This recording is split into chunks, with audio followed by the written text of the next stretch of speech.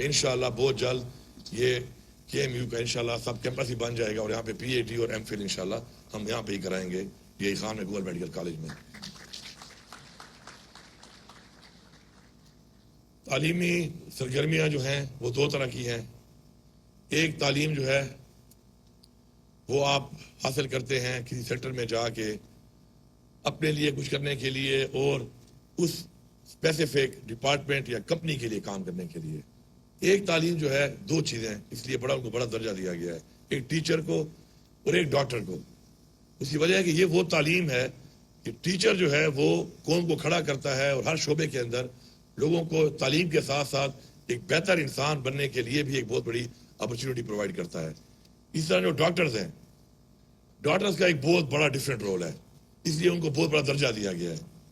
آج ماشاءاللہ آپ جس طرف قدم رکھ رہے ہیں تو یہ ذہن میں رکھیں آپ کہ آج ایک انسان اپنے اس عہدے کو, اپنی اس پوزیشن کو کس حد تک لے کے جاتا ہے, یہ ذمہ داری آپ کے قدموں پہ آ رہی ہے.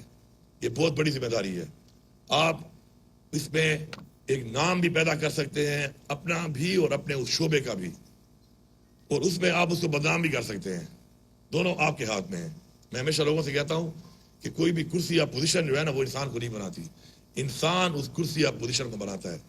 اور اس کو یاد رکھا جاتا ہے کہ جو اس کرسی یا پوزیشن کو اس معیار تک لے کے جاتا ہے اپنے کردار سے, اپنے عمل سے. تو آپ مجھے پورا یقین ہے کہ آپ ایک بات ذہن میں رکھیں کہ آپ سے لوگوں کی امید ہوتی ہے. ہمارا ایمان ہے کہ موت اللہ کے ہاتھ میں ہے, شفا بھی اللہ کے ہاتھ میں ہے, لیکن اس کے درمیان جو وسیلہ ہے وہ صرف آپ ڈاکٹرز اور نرسنگ اور ہمارا جو فیکلٹی ہوتی ہے, ہمارا جو سٹاف ہوتا ہے ہیلتھ کا, وہ ہوتا ہے. تو آپ سے اتنی بڑی امید کہ ایک بندہ آپ سے ایکسپیکٹ کرتا ہے کہ اس کو شفا ملے گی, اس کو زندگی ملے گی, تو آپ اندازہ لگائیں کہ آپ کا کتنا بڑا رتبہ ہے. تو مجھے پوری امید ہے. میں بڑا پریشان ہوتا ہوں جب میں دیکھتا ہوں کہ ان ایریاز میں جو ہمارے بیکورڈ ایریاز ہیں اور جہاں پہ ہیلتھ فیسلٹیز نہیں ہیں, بیسک ہیلتھ فیسلٹیز بھی نہیں ہے. ہم کام کر رہے ہیں جس طرح ڈین صاحبہ نے کہا کہ ہم بیسک پرائمری ہیلتھ فیسلٹی پہ کام اس لیے کر رہے ہیں کہ جب وہاں پہ ہماری اچھی ڈیلیورنس ہوگی, وہاں پہ لوگوں کو سہولیات ملیں گی, تو زیادہ تر لوگوں کو آنا ہی نہیں پڑے گا, دور جانا ہی نہیں پڑے گا, وہیں پہ ان کا علاج ہو جائے گا. اور برڈن جو ہے ہمارے DHQs پر اور THQs پر بھی کم ہوگا. اس پہ ہمارا انشاءاللہ کام شروع ہے اور کافی حد تک ہم نے انشاءاللہ تقریباً 1200 پلس ہم نے جو ہے ایسے یونٹس کو اکوپڈ کر دیا ہے اور وہاں پہ ہم لوگوں کو بھیج رہے ہیں. اب بڑا مسئلہ کہاں پہ آتا ہے؟ بڑا مسئلہ یہاں پہ آتا ہے کہ جب وہاں پہ لوگوں کو بھیجا جاتا ہے تو ہم سفارش کر کے وہاں سے جو ہے نکل کے ایک ایسی جگہ پہ آنا چاہتے ہیں جہاں پہ ہمیں اچھا ماحول ملے. لائک پشاور ہر ایک کا ڈریم ہے. پھر پشاور سے نیچے آئیں تو ڈویژن ہیڈ کوارٹر میں ہر کوئی رہنا چاہتا ہے. اس کے بعد نیچے جاتے جائیں اور اس کے بعد سفارشیں شروع ہو جاتی ہیں, اور سفارشیں کر کے لوگ جو ہیں ان جگہوں پہ ڈیوٹی نہیں کرنا چاہتے. اس لیے میں نے ریکویسٹ کی ہے وائس چانسلر صاحب کو کہ ہمیں جو مرڈ ڈسٹرکٹس ہیں اس کے اندر مجھے کوٹا زیادہ چاہیے تاکہ میں یہاں پہ ڈاکٹر اور نرسنگ میں زیادہ لوگوں کو لا سکوں, تاکہ اپنے ایریا میں کام کرنے کے لیے میرے پاس اس ایریا کے لوگ ہوں. کیونکہ وہاں پہ لوگ جانے سے گریز کرتے ہیں. لا اینڈ آرڈر کے مسائل بھی ہیں اور ظاہری بات ہے فیسلٹیز کے مسائل بھی ہیں. تو آپ یہ سوچیں کہ آپ کا اتنا بڑا جو رتبہ اور آپ کو اتنا بڑا ایک مقام دیا گیا ہے as a professional, being a doctor, being a physician, تو یہ چھوٹی موٹی باتیں جو ہے نا ان سے آپ نکلیں.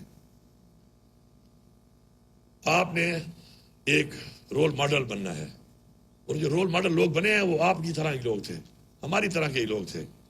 انہوں نے ایسا کچھ کیا کہ وہ رول ماڈل بن گئے. آج تاریخ میں شعبے کے ساتھ ان لوگوں کا نام منسلک کیا جاتا ہے. کچھ کر کے انہوں نے ثابت کیا اس چیز کو, تو وہ آپ میں سے بھی کوئی ہو سکتا ہے اور انشاءاللہ آپ میں سے ہی ہوں گے. تو میری یہ گزارش ہے کہ ڈیوٹی کو ڈیوٹی سمجھ کے کریں. اس چیز سے آگے بڑھ کر کریں کہ اگر آپ کو کوئی بھی ٹاسک دیا گیا ہے, کسی بھی ایریا کا ٹاسک دیا گیا ہے, تو آپ نے چیلنج کرنا ہے اس کو. وہ کہتے ہیں نا don't ask life why me, ask life try me. تو آپ وہ بنے. آپ کو جہاں بھیجا جاتا ہے کہ بیکورڈ ایریا میں آپ کو خوشی دے جانا چاہیے, کیونکہ وہاں پر اس ایریا میں آپ وہ کچھ کر کے وہ تبدیلی لا سکتے ہیں کہ جو ایسے بڑے اسٹرکچر میں نہیں لا سکتے جو آلریڈی ڈیولپڈ ہے.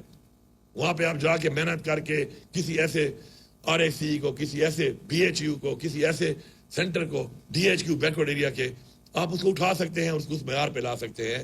اور آپ کے پاس اس کی کیپیبلٹی بھی ہے, کیونکہ آپ نے جو تعلیم کی ہوئی ہے, آپ نے جو ماحول دیکھا ہوا ہے, آپ نے جو دنیا دیکھی ہوئی ہے, اس سے you can build it up. لیکن اگر آپ نہیں جائیں گے تو کون ٹھیک کرے گا اس کو؟ تو میری ایک گزارش ہے، یہاں پہ بیٹھے ہوئے ہیں ایڈ ڈی صاحب بھی موجود ہوں گے، ڈین صاحب، میں نے آج تک سفارش نہیں کی کبھی کسی ڈاکٹر کی، میں کبھی سفارش نہیں کرتا.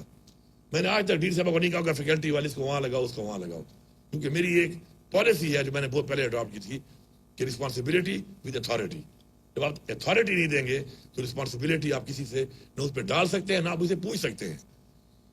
میری گزارش ہے کہ ہم نے اس کلچر سے نکلنا ہے. ہمارا بیسک جو ہمارا ایک کلچر بن چکا ہے سفارش کا کلچر، جس کے اندر میرٹ سسٹم تباہ ہو گیا ہے. مدینہ کی ریاست میں کیا تھا؟ مدینہ کی ریاست میں صرف میرٹ تھا. میرٹ کیا ہے؟ انصاف. کہ اگر ایک سسٹم میں آپ نے ڈیوٹی کرنی ہے تو آپ کو ہارڈ ایریا میں بھی کرنی پڑے گی اور آپ کو اچھے ایریا میں بھی کرنی پڑے گی، ڈے بھی کرنی پڑے گی، نائٹ بھی کرنی پڑے گی.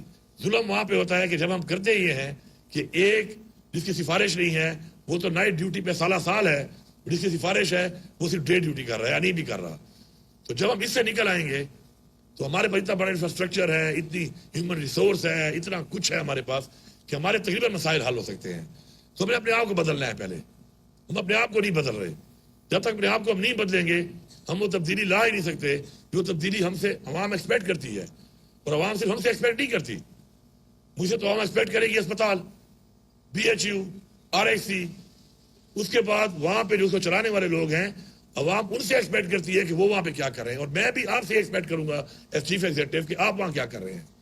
تو انشاءاللہ مجھے پورا یقین ہے کہ اب ہماری قوم جو ہے کافی ایسے مراحل سے گزر چکی ہے کہ ان کو سمجھ آ رہی ہے کہ ہمارے پیچھے رہنے کی وجوہات کیا ہیں. ہم نے پیچھے نہیں رہنا، مزید ہم نے محنت کرنی ہے، آگے بڑھنا ہے. اور میں آپ کو صرف بتا دوں کہ انسان، ہم یہ پڑھتے ہیں نا پاسٹ ٹینس، پریزنٹ اور فیوچر، یہ 3 ٹینس ہم پڑھتے ہیں، ماضی، حال اور مستقبل. میں نے اپنی لائف میں بہت پہلے یہ ریلائز کر لیا تھا کہ بیسیکلی ایک ٹینس ہے، کہ باقی 3 ٹینس تاریخ کے لیے اور اس کے لیے بتائے گئے ہیں پڑھنے کے لیے. ایک ٹینس ہے آپ کی لائف میں جو آپ کا پریزنٹ ہے. You are making your past your self.